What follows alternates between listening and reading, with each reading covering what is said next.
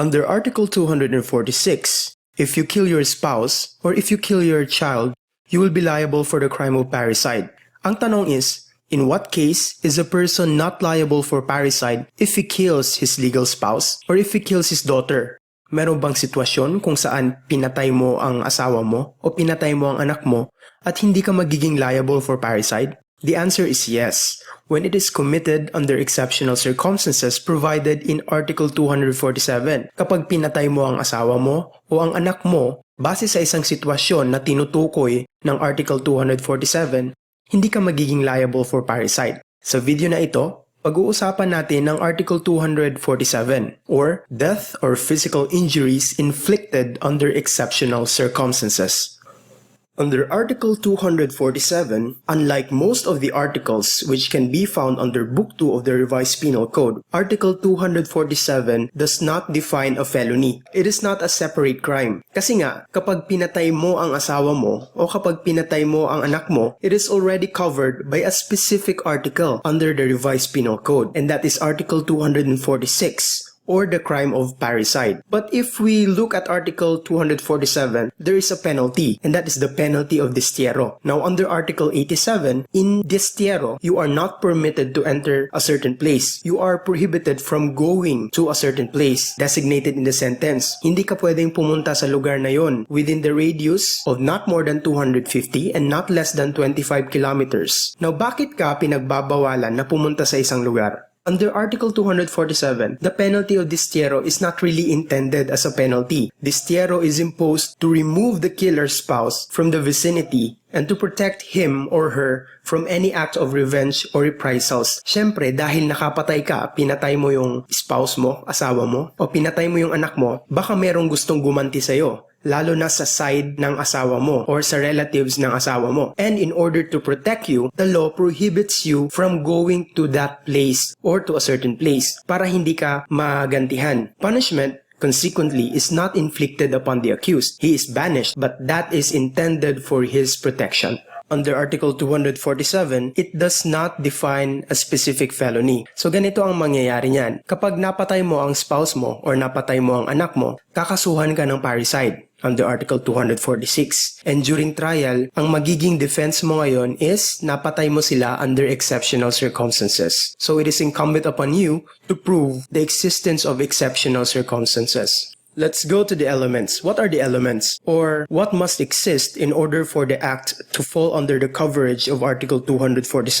The first one is a legally married person or a parent surprises his spouse or his daughter, the latter under 18 years of age, and living with him in the act of committing sexual intercourse with another person. Now, who are involved here? Yung spouse, and then another spouse. Yung parent, and then his or her daughter under 18 years of age. Now, don't forget that if the child or daughter is less than 12 years of age at merong sexual intercourse involved, then that is rape under Article 266A. In fact, that is what we call statutory rape. Now, in this element, itong daughter under 18 years of age, the qualification is the daughter must be living with him. The phrase living with them or the parents is understood to be in their own dwelling because of the embarrassment and humiliation done not only to the parent but also to the parental abode. Example, Pedro was looking for his daughter Maria, who was then only 16 years old. Someone told him that she was in the house of Juan. When Pedro went inside the house of Juan, he saw his daughter in the act of sexual intercourse with Juan. Pedro inflicted serious physical injuries upon Juan. Will Article 247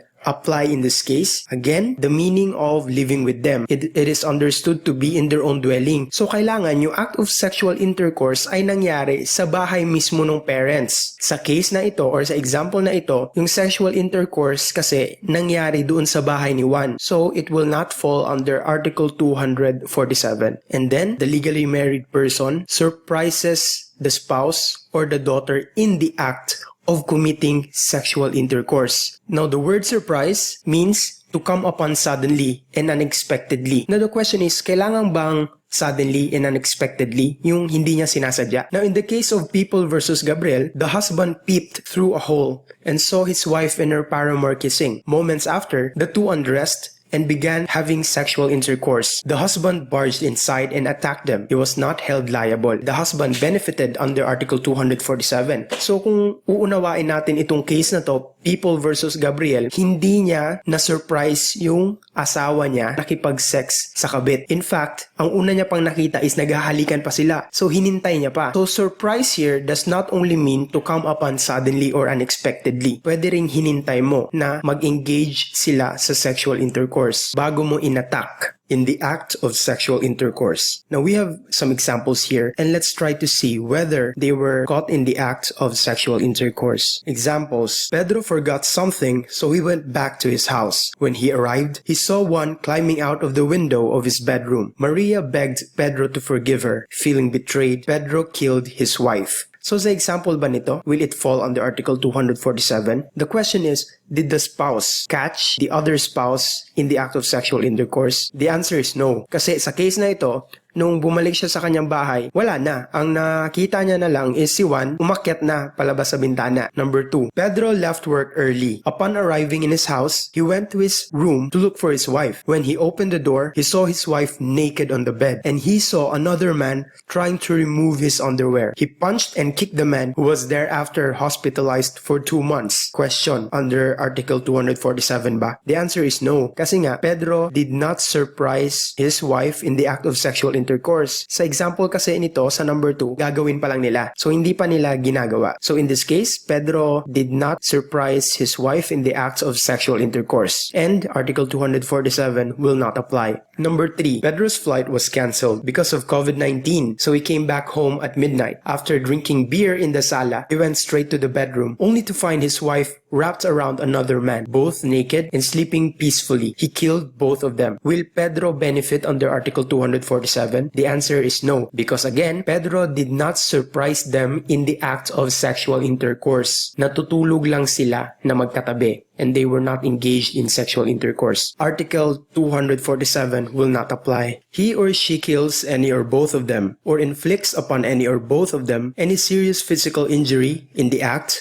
or immediately thereafter. So there are different situations contemplated by the second element. The husband kills or inflicts serious physical injury upon the wife and the paramour, or upon the wife only, or upon the paramour only. Or the wife kills or inflicts serious physical injury upon the husband and the concubine, or the husband only, or the concubine only. And then we have the parent who kills or inflicts serious physical injury upon the daughter and the seducer, both of them, or upon the daughter only, or upon the seducer only. Now dito, seducer ang ginagamit natin na term. Kasi most of the time, not all of the time, but most of the time, it falls under the situation covered by the crime of seduction, under Article 337 and Article 338, or the crimes of qualified seduction and simple seduction. Dito, the seducer engages in sexual intercourse with a woman under 18 years of age and not less than 12 years of age. Again, it must not be under 12 years of age, because if that is the case, that is statutory rape. If the crime committed is less serious physical injuries or slight physical injuries, there is no criminal liability. So dito sa element na to, kailangan either pinatay niya or nag-inflict siya ng serious physical injury. Kapag less serious or slight physical injuries, there is no criminal liability. And that is based on Article 247. If he shall inflict upon them physical injuries of any other kind, he shall be exempt from punishment. And we have in the act of sexual intercourse and immediately after the sexual intercourse. Now we have to compare this with the first element. Tandaan yung first element. Meron din tayong in the act of sexual intercourse, di ba? Pero ito, ang tinutukoy dito is yung pag-surprise ng spouse. He or she must surprise the other spouse in the act of committing sexual intercourse. While in the second element, yung in the act of sexual intercourse naman is yun yung time na pinatay niya or nag-inflict siya ng serious physical injuries. Again, under the first element, yung in the act of sexual intercourse, ito yung pag-surprise niya or yung nahuli niya. Ito naman sa number 2, itong in the act of sexual intercourse, ito yung time kung saan inattack niya, kung saan pinatay niya or nag-inflict siya ng serious physical injury.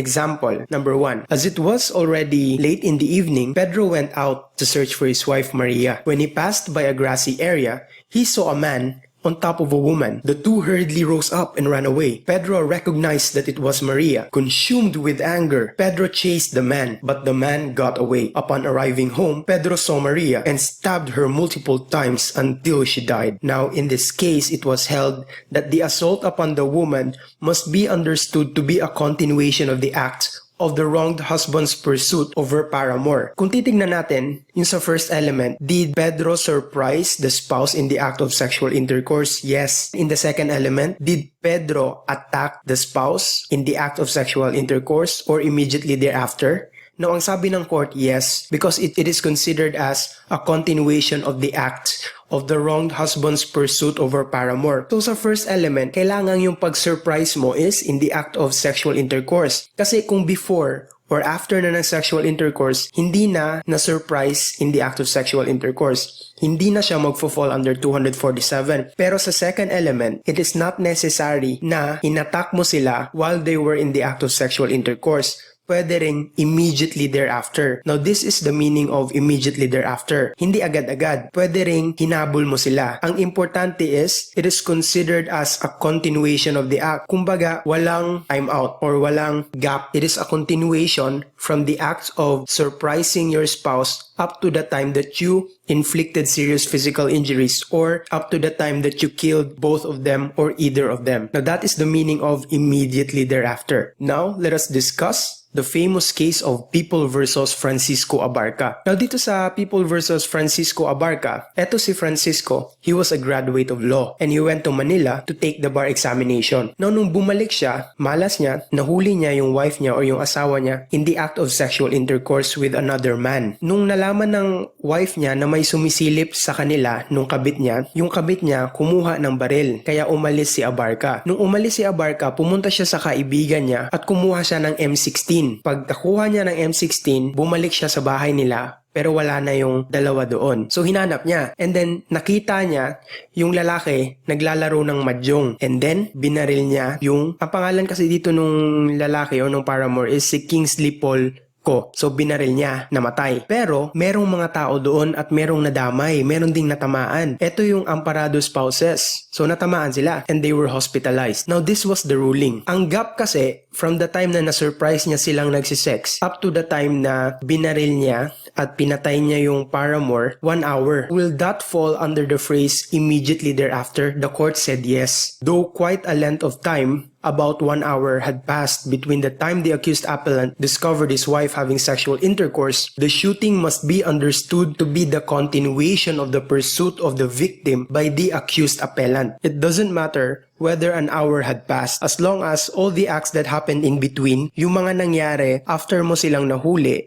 and bago mo siya pinatay o bago mo sila pinatay ay may kinalaman sa nangyari. Nung pinatay mo sila, kahit pa 1 hour had passed, you are still suffering from passion and obfuscation. You are still overwhelmed by the strong desire to exact revenge. Kailangang walang break. Kailangang tuloy-tuloy yung paghahabol mo sa kanila. Example, nung nahuli mo silang nakikipag-sex, tumakbo sila, hinabol mo yung lalaki. Ngayon nakatakas yung lalaki, hinanap mo siya. After 1 hour, napagod ka, nagpahinga ka, nagmerienda, and then nung pauwi ka na, nakasalubong mo ngayon yung lalaki, pinatay mo. That is not considered as killing the paramour immediately after the act. Kasi meron ng break, meron ng gap. Kailangan it is a continuous pursuit. Balik tayo sa nangyari. Dito sa case, binaril niya si Kingsley Paul ko, namatay. And then nabanggit rin natin na merong mga nadamay, meron ding mga natamaan. Ito yung amparado spouses, yung mag-asawa. They were hospitalized. Sa pagkamatay ni Paul ko, of course, it falls under Article 247. Pero how about yung sa amparado spouses? What is the crime or what are the crimes committed by Francisco against the amparado spouses? Is it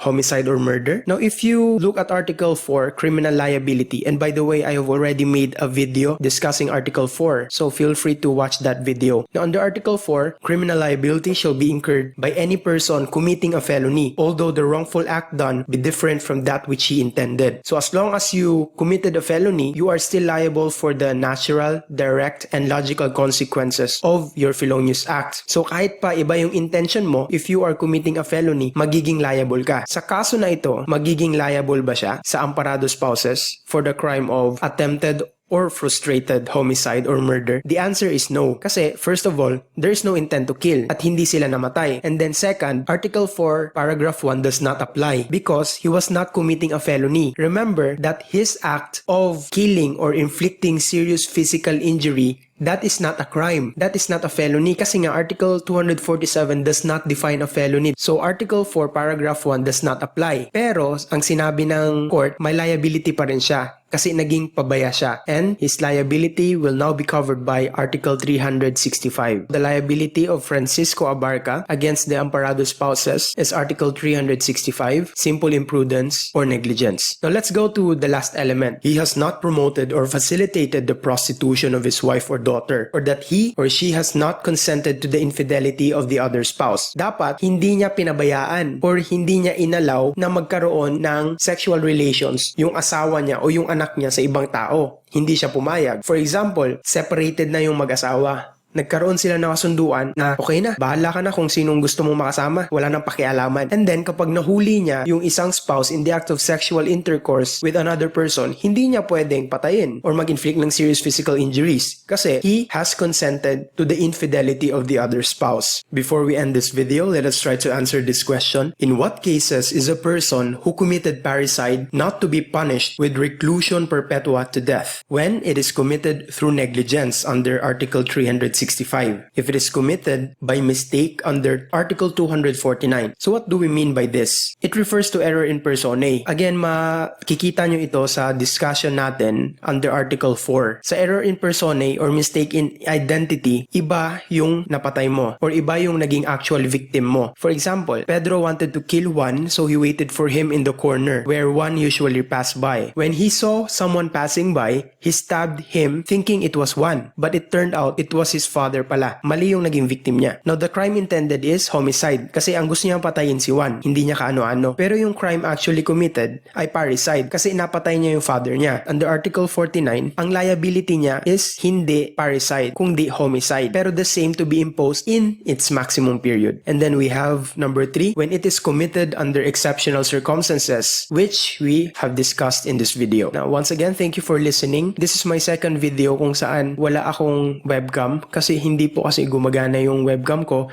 and I don't want to use the built-in webcam of my laptop because it has a very low quality. So again, I appreciate your time and thank you for listening.